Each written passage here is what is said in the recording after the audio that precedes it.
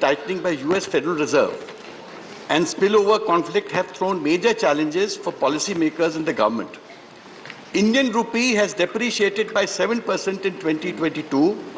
Continued capital outflow of $50 billion up to September 2021 is now a reality. So the question is that the liberalized remittance scheme, which allows $250,000 per individual, with little or no monitoring of the outflow and return benefits, could be adding pressure on rupee. Is it, and since it is only an outflow, reduction of remittance may be a solution. The question is the government considering that?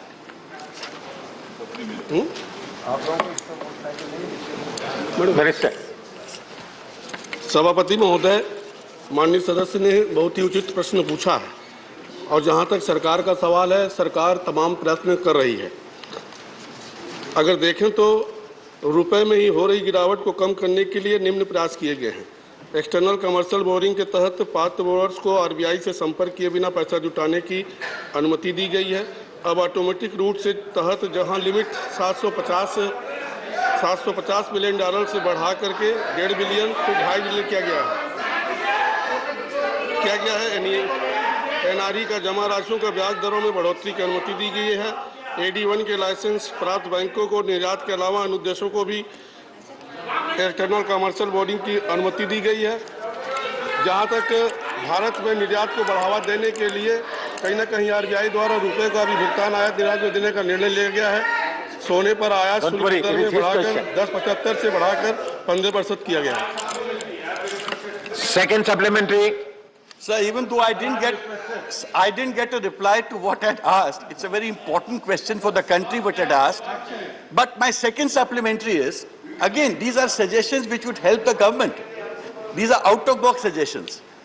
Introduction of Jan Dhan Yojana, another quick and long-term solution, can be employed in bank accounts of all blue-collared Indian remitting US $38 billion from UAE and other Gulf countries, which could directly add to the kitty of RBI Nastro account. What is happening today is millions of Indians are not allowed to remit that dollar payment to India. They go through foreign banks and the rupee payment comes to India. So if say Bank of Baroda, which is in UAE, permits these accounts to be opened, these Indians can send their own dollar payments to India, which will add 38 billion to the Indian kitty apart from the 50 billion that I've asked earlier. Minister. Oh, thank you, sir. MOS is addressing the question. I quite take the suggestion given by Honorable Member Vivek Thanka. Certainly, one of the things which we like to consider, I'm not giving it as an assurance because it's more in the domain of the RBI.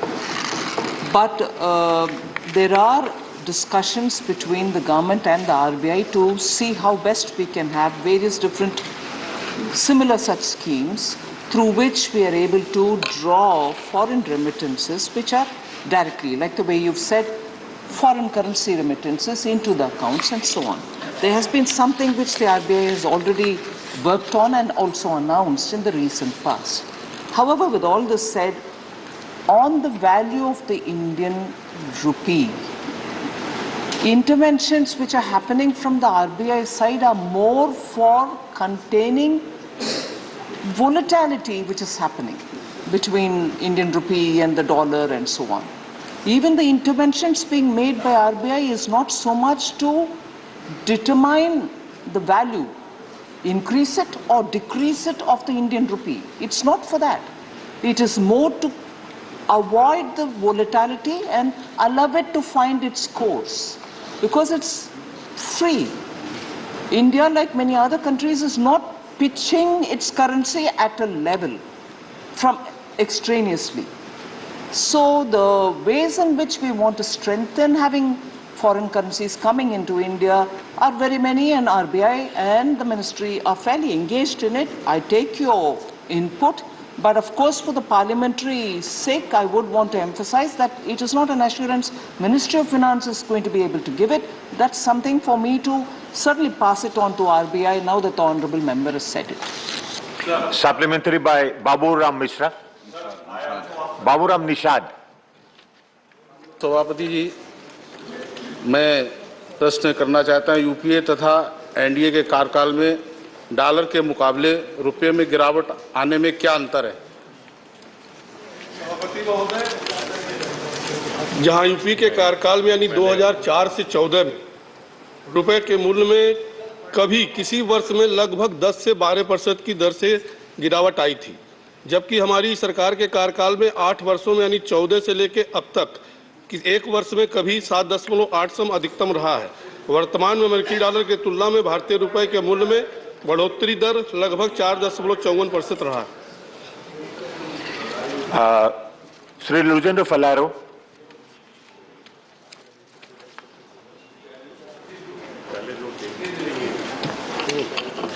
Chairman, sir,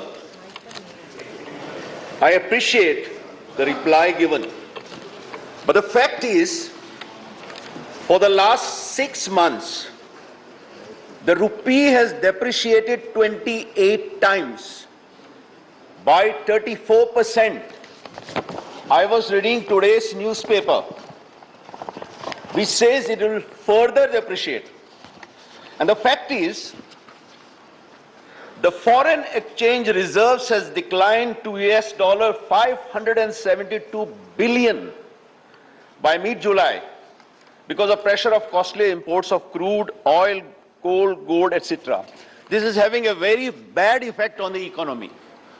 Can the Honorable Minister assure us that something will be done immediately to arrest the collapse of a rupee? Thank you. To first of all,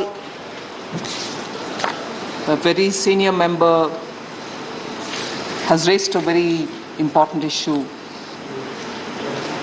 There is no collapse of the rupee. I'm just picking up on what the Honorable Member has said. Indian rupees fluctuations are more versus the dollar, the US dollar. And even there, the performance of the Indian rupee is much better than its own peers. We've withstood the impact of the US Fed's decisions much better than any other peer currencies. And actually, if you compare Indian rupee versus other currencies, it's appreciating in its value. So let us please understand the context and speak about the Indian rupee. There's no collapse, sir. Honorable Member, I would like to assure you, through you, sir, there is no collapse of the Indian rupee. And also to speak about the reserves coming down. We are still somewhere in the range of 500 and, let me give you what I had of this morning.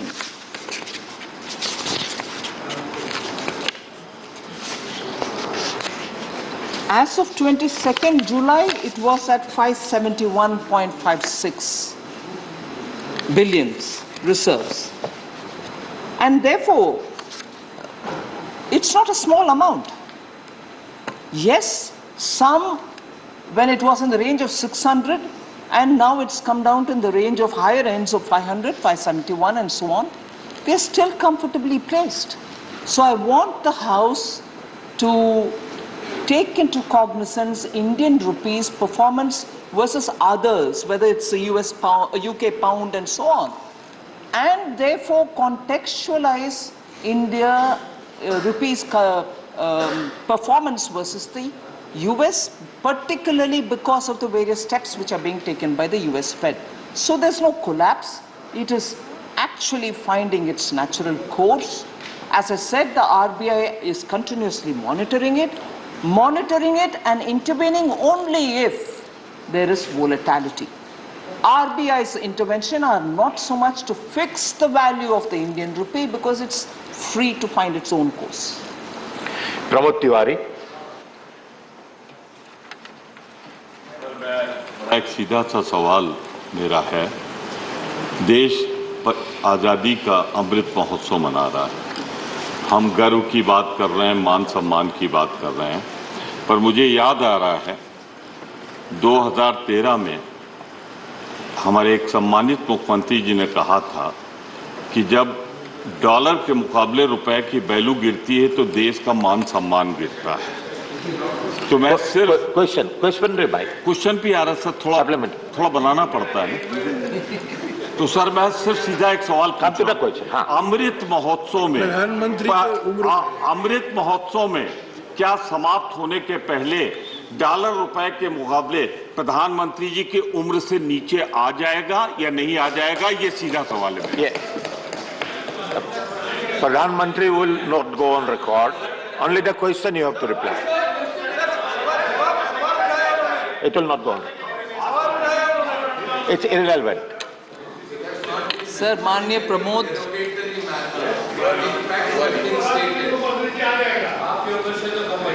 माननीय प्रमोद तिवारी जी बहुत senior है, वरिष्ठ है। मैं उनको याद दिलाना चाहती हूँ कि जब माननीय मुख्यमंत्री गुजरात तब की इंडियन करेंसी के ऊपर उनके अपने बयान दिए, इसलिए दिए कि बाकी सभी पैरामीटर्स के ऊपर भी भारत देश का हालात बहुत गंभीर परिस्थिति में आ गए, फ्रजाइल 5 में ले आए, इकोनॉमी फ्रजाइल 5 में एक हो गया था। सुनिए ना, जवाब तो सुनना चाहिए ना, प्लीज जवाब सुनिए, क्योंकि मैं प्रश्नों को ध्यान से सुनती हूं और जवाब देने के लिए कष्ट करती हूं, कोशिश करती हूं, मेरी जिम्मेदारी मानती हूं। सो प्लीज मेहरबानी करके सुनिए। तब की मुख्यमंत्री गुजरात और अब की प्रधानमंत्री जी तब ये बयान देने का कारण क्या है? इकोनॉमी में डबल डिजिट इन्फ्लेशन 22 महीने तक चला और कोई रुकावट नहीं था उसमें। फ्रजाइल 5 इकोनॉमी हो गया था उस समय और भारत देश का इकोनॉमिक सिर्फ वो टेपर ट्रांटम के वजह से इतना गंभीर हालत पहुंचे। आज देख लीजिए, पैंडेमिक है, पैंडेमिक से रिकवरी है, सेकेंड वेव है, ओमिक्रॉन है, यूक्रेन रशिया वॉर है, पूरे दुनिया के सप्लाई चेन टप पड़ा हुआ है। भारत देश का करेंसी अभी बरकरार और स्ट्रांग रह रही है, उसको ध्यान रखिए अमृतकाल में। Question number 167. Madam minister,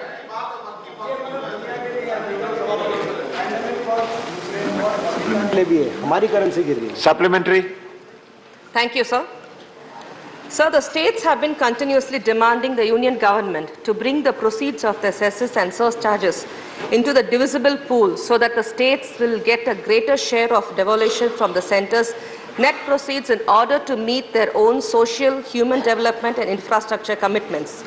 I would like to know from the Honorable Finance Minister whether the union government shares its income from cesses and surcharges with the state governments to uphold cooperative federalism, and what prevents the union government in sharing the income generated through the cesses and surcharges with the state governments.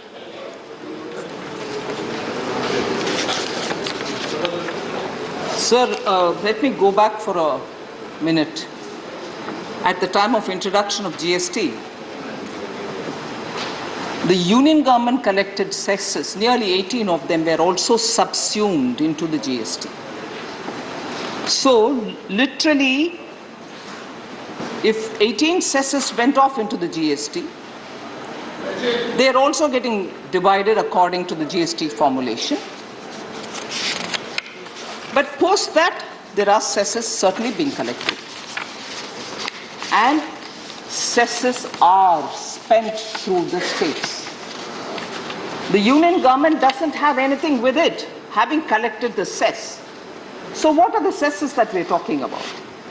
The health education cess, secondary education cess, meaning primary, secondary education cess, health cess, which is they're combined, the GST compensation cess, and the road and infrastructure cess. I've given the details in the answer, so it's already on the table, so I wouldn't want to read every one of the numbers. But what I would like to draw the honorable member's attention is, for instance, between 2010-11 onwards to 22-23 on up to 23, the primary education cess plus secondary education cess plus health education cess. If 4,54,659 is the collection in crores, 460,158, much more than what was collected, has been spent on primary education related matters. And how does this go, sir? Union government, either through its budget or the collected cesses, goes through the cess central sector schemes and centrally sponsored schemes. They all go to the states. So the education related cess has actually had 5,498 crores in addition to what has been collected, spent on those particular stated objectives for which the cess is collected. So, collect the cess, what are you doing with it? You share it with the states. More than what has been collected as cess has been spent, and that is spent through the states. One. Second, sir, GST compensation is a cess which the GST Council has decided, and it is collected. Even there, this from the central kitty, we've added only because we wanted to make sure that the money reaches the states earlier. Whilst the collected cess was a certain amount, utilization is certain other, the excess added, because utilization is more than what was collected, is 38,223 crores. More than what has been collected has been spent as compensation under the GST. And the last one, sir, which I would like to place on the table of the House, is the road and infrastructure cess. The estimated collection was going to be 1,13,000, am I reading this right? 1 minute, please. 11,36,951 is what has been collected. 11,31,980 is what is being utilized, because the collection has come down as a result of reduction in the excise duty collection on petrol and diesel. So there is a negative of 4,970 in the road and infrastructure cess, the differential between collection and utilization, but we are committed to fill that amount in as well. So everything and more than everything that is collected as the cess is spent through the states, for the states, and if there are gaps, the center fills it up. Second supplementary. Sir, though the proceeds and cesses and surcharges are not shared with the states, the share as percentage of gross tax revenue has been doubled from 6.26% in 2010-11 to 16.89% in 2021-22. With the current trend, it will cross 20% by 2024. The levy on the account of assesses and surcharges was rupees 3,72,971 crore during the years of 2021 and 21-22. Despite an increase from rupees 49,628 crore in 2010 and 2011 to 3,74,471 crore in 2021, the benefits do not flow down to the states, as these are not included in the divisible pool. If the entire cess and the surcharges are shared with the states, then the states would get an additional kitty of rupees 1,53,533 crore. That is 41% of 3,74,471 crore. The states are constrained to generate new resources. It is imperative to bring in a constitutional amendment to include these cesses and surcharges to the divisible pool. Whether the union government is willing to bring in a constitutional amendment to share the cesses and surcharges with the state governments, I would like to hear an affirmative statement from the Honorable Finance Minister in this regard. Thank you, sir. I think I've answered the question earlier, sir. Yes, your answer was detailed. It is answered already. supplementary by Dr. V. Sivdasan.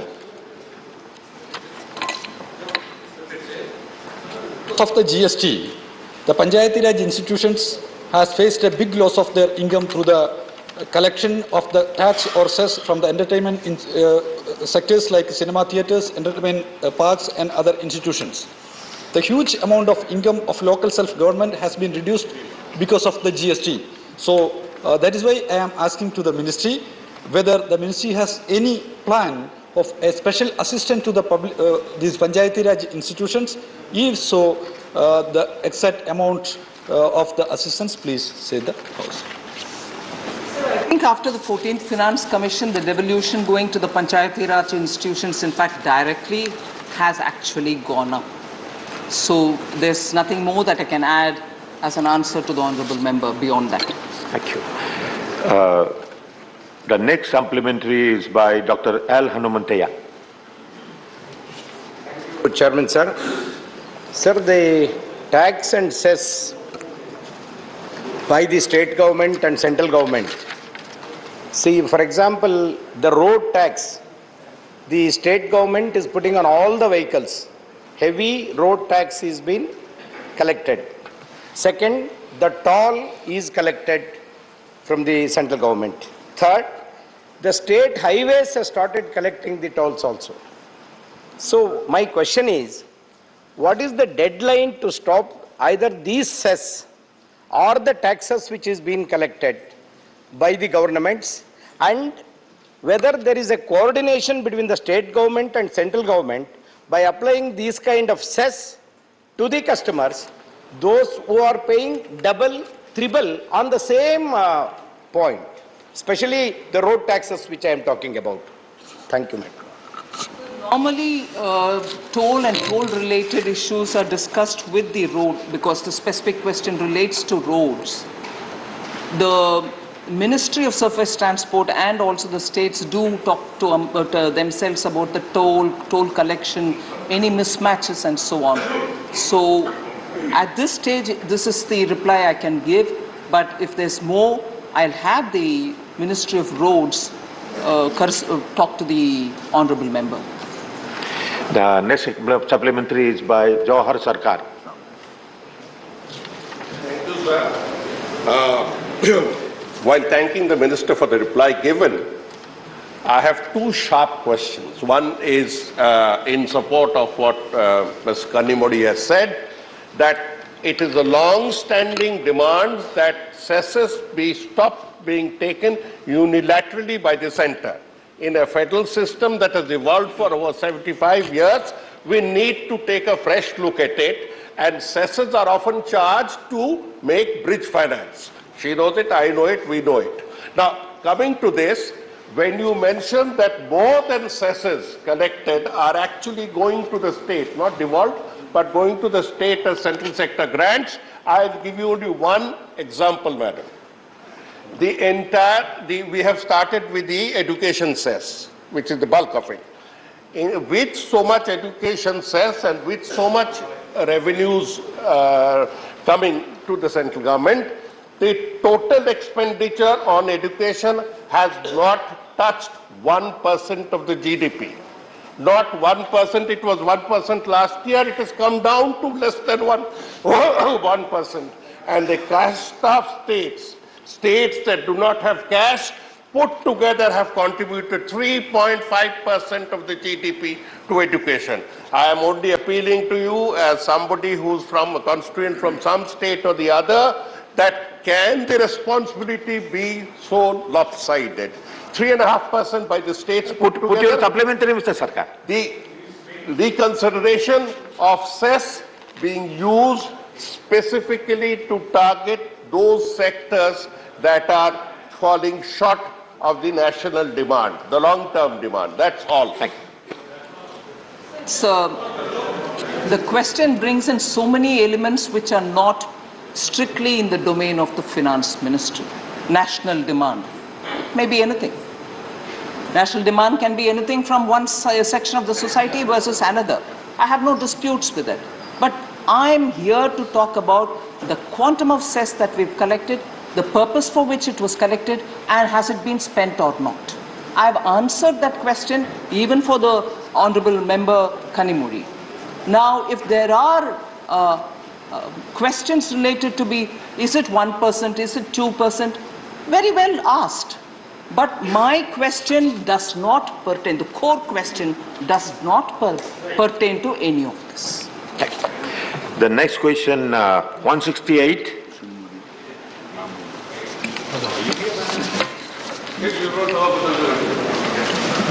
First supplementary, Mr. Modi. Sir, Madam has answered, the department has answered that about 62,000 crore of Vivo Mobile India has been remitted to China and their controlled territories. I want to know from the government, apart from Vivo Mobiles, which are other Chinese companies who have remitted money to China and its controlled territories, and how much is the amount involved? So number one, which are the other mobile companies who have transferred their money to China, and what is the amount which has been transferred, apart from Vivo? The statement has some details which is already laid, but I just want to add some details. The DRI has raised or issued a notice to Oppo, the mobile company, for a total customs duty of 4,389 crores. And these are on the grounds of misdeclaration of certain goods, leading to a short payment in customs duty. That duty evasion we think is about 2,981 crores. Undervaluation of imported goods, sir, for the purpose of payment of customs duty, that we think is an evasion of 1,408 crores. So that is for Oppo. I may add here that voluntarily they've come about to deposit 450 crores, much against the total that is running in 4,000 crores, 4,389 crore. That's the demand. They have only given 450 crores. The other two companies whose attention I'd like to draw in the context of the question that Shri Modi has asked is, Xiaomi is the other technology company, mobile phone company, which I think deals with the assembled Mi brand mobile phones. 3 show cause notices have been issued to them, and the approximate duty liability there is about 653 crores. And for the 3 show cause notice which have been issued, they've deposited only 46 lakhs. And a third company is Vivo India, for whom also there is a demand notice given for 2,217 crores, for which they have deposited 60 crore as voluntary deposit. So these are, and besides this, the ED is looking at 18 companies that were established by the same group, Vivo, and there they have voluntarily remitted 62 lakh crore as deposit, but the parent company outside of India, for the total sales which has happened, 1.25 lakh crore. Of the 1.25 lakh crore, which is the total sale, remitted, this Vivo has transferred through these 18 companies huge amount of funds, and it is believed that Vivo India has in turn remitted 0.62 lakh crores to its parent company, which is outside of India. Second supplementary. So my second question, Madam has answered that CBIC has booked 43 companies and CBDT has booked 5 group of telecom sectors companies. I would like to know, out of these 43 companies booked by CBIC and 5 group companies by CBDT, how many Chinese companies are there and what is the amount involved in that tax evasion? Madam. Sir, actually,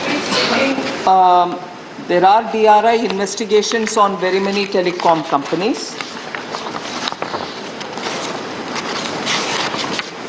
In the 43 companies, there are mixed quite a lot of companies of different shareholding, different country of origin and so on.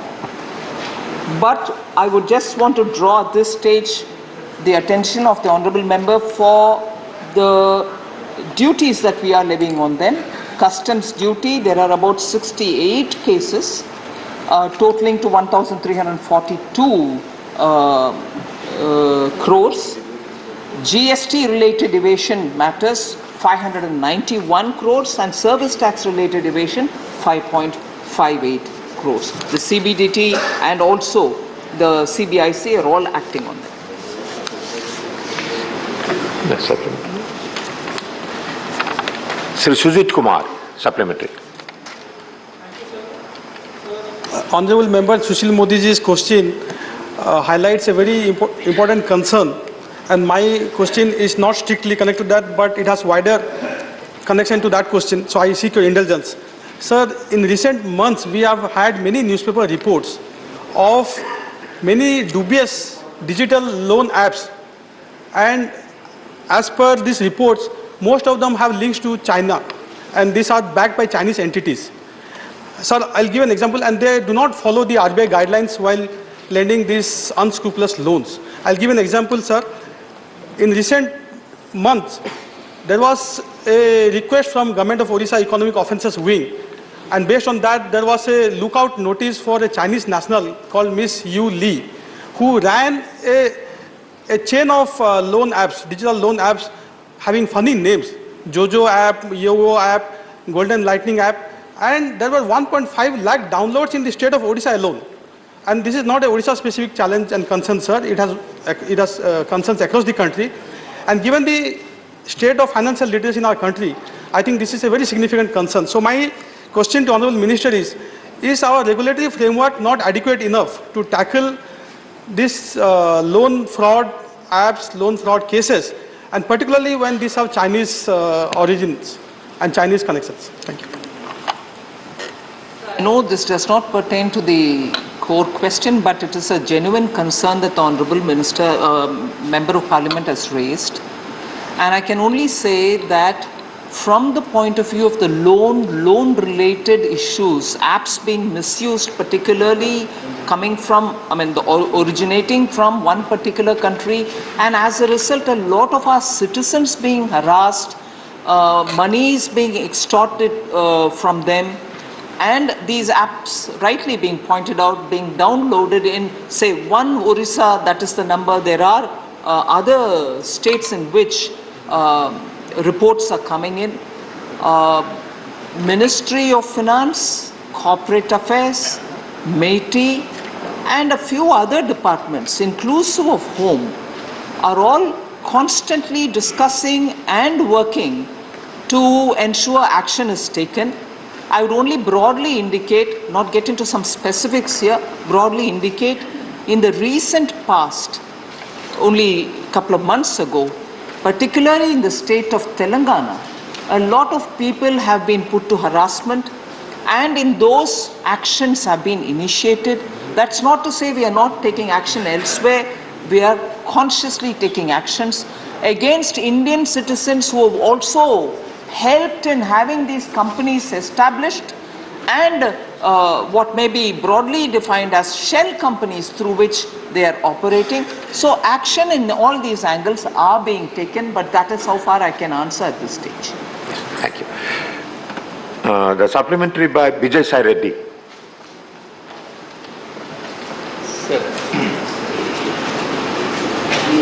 Sir, in the light of the fact that DRI, Income Tax Department, GST, all these government investigating agencies have issued notices to different mobile companies, I would like to know from the Honorable Finance Minister what steps the government is taking to make the corporate governance framework accountable and transparent to prevent the corporates from evading the customs duty and tax evasion at the inception itself, because it has been unearthed after considerable lapse of time Now, therefore, the notices have been issued. This could have been avoided if at all it has been unearthed in the inception itself. And has there been any assessment as to how much money India has lost due to tax evasion by these corporates? And if so, please provide the details of the same. And if not, what are the reasons therefore for it? Thank you very much. Sir, again, I'm not running away from answering, but this is not really core to the question that has been asked. However, I can only say there has not been any assessment done by us about the total evasion because of these kind of things. And I take the honorable member's point about couldn't you prevent it by detecting it earlier? Yes, the systems probably will have to be improved to be able to detect it earlier itself. Thank you. Dr. Fauzia Khan. Thank you, sir. Sir, I would like to ask the Honorable Minister that the investigation in the case of the Oppo Mobile Telecommunications Corporation Limited is said to have further revealed that Oppo India had remitted or made provisions for the payment of royalty and license fee to various multinational companies, including those based in China, instead of using proprietary technology. The said royalty and license fees paid by Oppo India were not being added in the transaction value of goods imported by them, in violation of Section 14 of the Customs Act 1962, and the duty evasion by the mobile maker of this account came up to be around 1,408 crores. So what measures has the government taken or proposes to take on account of this? Various angularities through which evasion is detected and also recognized are part of what the ministry is looking at to see how best these can be plugged, the loopholes can be plugged so that evasion is contained. So there is a larger exercise in general which is going on in the ministry about understanding how evasion, not just in this case, but also many such companies which have the group companies elsewhere, how are these kind of payments being avoided and so on. So larger aspects are being looked into, but I wouldn't want to get into details at this stage. Thank you. Question number 169, Anil Desai. Absent. Minister. Supplementary, Sri Arun Singh. कि जो alternate energy है जिसके बारे में detail रखा गया, क्या उत्तर प्रदेश में कोई स्टडी ऐसी की गई है क्या कि जो विंध्य पर्वत है वहाँ पे जो विंड एनर्जी है उसका जनरेशन कितना हो सकता है, और उसके बाद कोई असेसमेंट ऐसा कोई ऐसी भी डिटेल्स है क्या कितना उसमें अभी कितने गीगावाट की कैपेसिटी के प्लांट लगे हैं और आगे क्या संभावना है इस प्रकार से?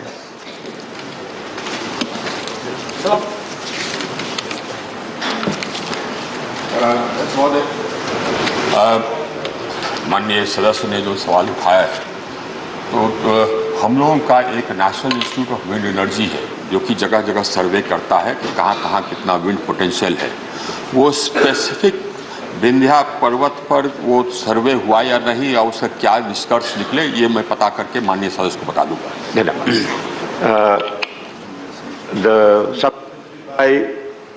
संजय सिंह।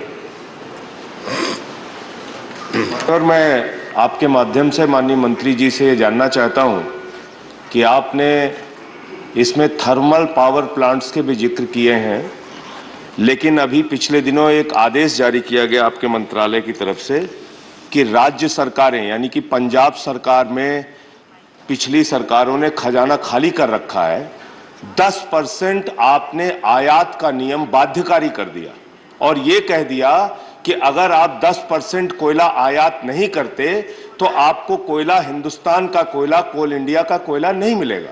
माननीय, मैं आपके माध्यम से बड़ी विनम्रता पूर्वक मंत्री जी से जानना चाहता हूं कि जब कोल इंडिया ने साफ तौर पे कहा है कि 32% उसका उत्पादन बढ़ा है, यानी कि 32% प्रोडक्शन कोल इंडिया का बढ़ा है, फिर आप भारत का कोयला राज्य सरकारों को, पंजाब को, दूसरे राज्यों को क्यों नहीं दे रहे हैं? क्यों आप विदेशों से कोयला आयात करने के लिए राज्यों को बाध्य कर रहे हैं? अध्यक्ष महोदय, हम लोगों का जो एनर्जी कंजम्पशन है उसमें बढ़ोतरी करीब 21% हुई है पिछले कुछ महीनों में, जो कि एक रिकॉर्ड है। और ये जो बढ़ोतरी है, ये बढ़ोतरी शुरू से चली आ रही है। 13-14 में हम लोगों का कंजम्पशन होता था करीब 935 बिलियन यूनिट। आज वो बढ़कर करके हो गया है 1400 या उससे ज़्यादा बिलियन यूनिट। करीब 45% बढ़ा है। 2013-14 में जो था उससे 45% इंक्रीज़ किया है। आज पिछले कुछ महीनों में काफ़ी इंक्रीज़ किया है। तो कोल प्रोडक्शन इंक्रीज़ किया है, लेकिन उतना नहीं इंक्रीज़ किया है कि हमारा जो इंक्रीज डिमांड है उसको पूरा मीट कर सके। अगर हम आज के दिन में हमारा जो स्टॉक है वो करीब 23 मिलियन टन है डोमेस्टिक कोल का। अगर हम इसको ब्लेंडिंग नहीं करते तो हमारा आज ये स्टॉक रहता 7.8 मिलियन टन, यानी कि जो मिनिमम है उसके आसपास हम रहते। जो स्थिति आ गई थी पिछले अक्टूबर महीने में, जो सबको याद है, जिस समय कि 8 मिलियन टन घट करके हो गया था, तो उतने तक आ जाता। अभी भी प्रतिदिन जो एवरेज हमारे पिछले 3 महीने का रहा है, ये पिछले महीने या जो जुलाई खत्म हुआ उसमें प्रतिदिन जो हमारा कोयले का कंजम्पशन है और डोमेस्टिक कोल का जो अराइवल है उसमें करीब 1,20,000 टन का शॉर्टफॉल है। तो अगर हम नहीं इंपोर्ट करते तो आज हमारे यहाँ ये व्यापक लोड शेडिंग हो रहा होता है, जैसे कि अगल बगल के कुछ देशों में हो रहा है। लेकिन ये हम लोगों ने कर्टेल कर लिया। वीरेंद्र प्रसाद बैशिया। Thank you, Chairman, sir. I don't know why sir. No mic, sir. Okay. Yes, we are listening. Please.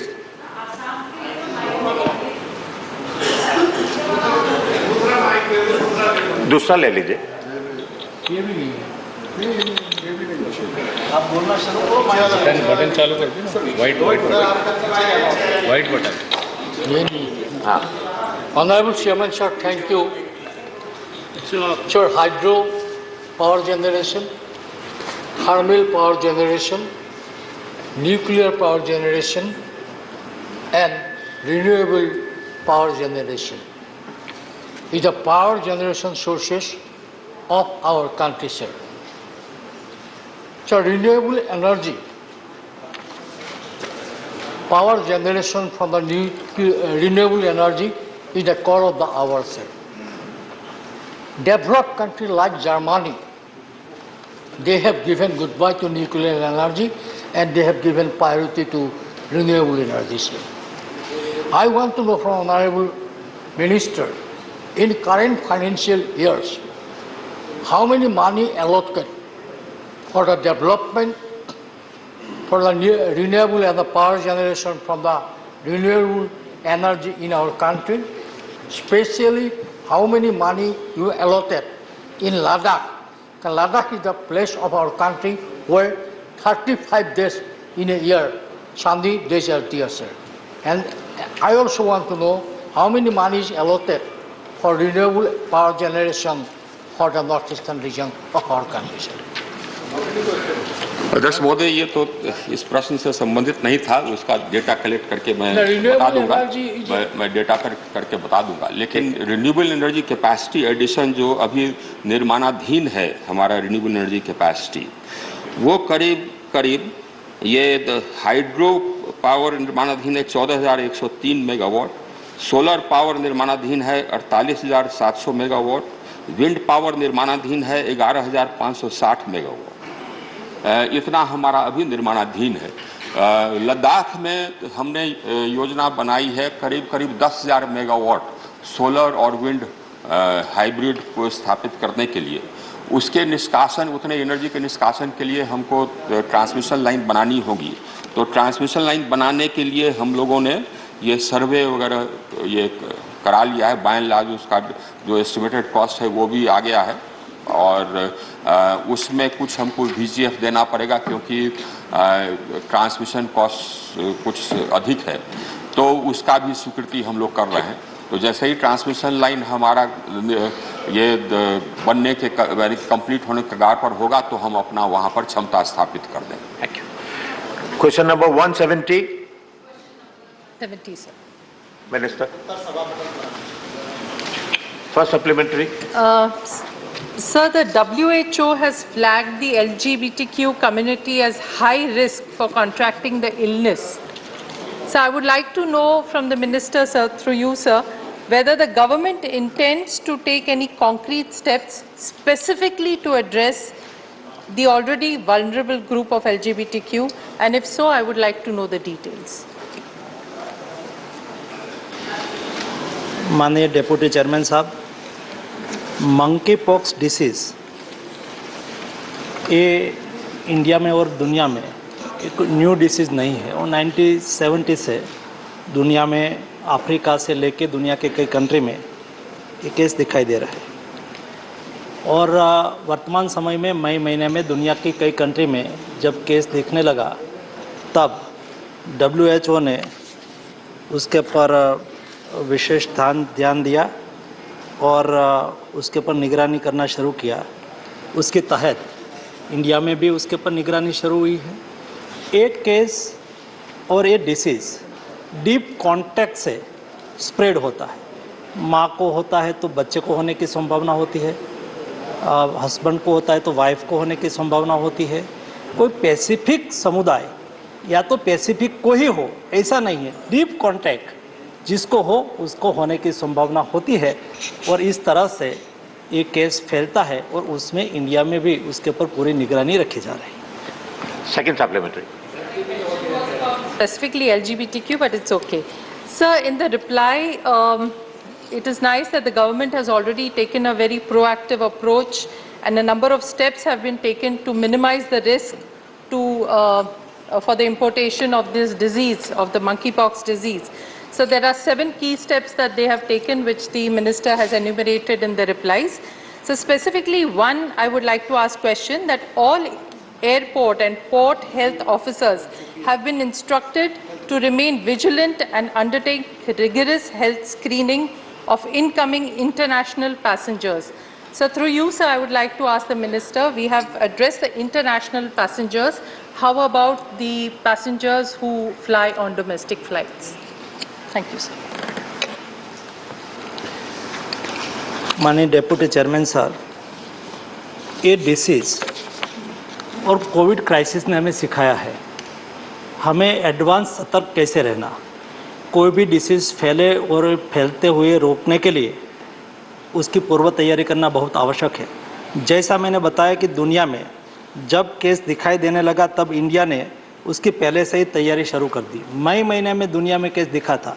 India में फर्स्ट केस 14 जुलाई को केरला में दिखाई दिया, लेकिन उसके पहले 31 मई 2022 में हमने सभी स्टेट को, not only for international airport but सभी स्टेट को गाइडलाइन दी गई।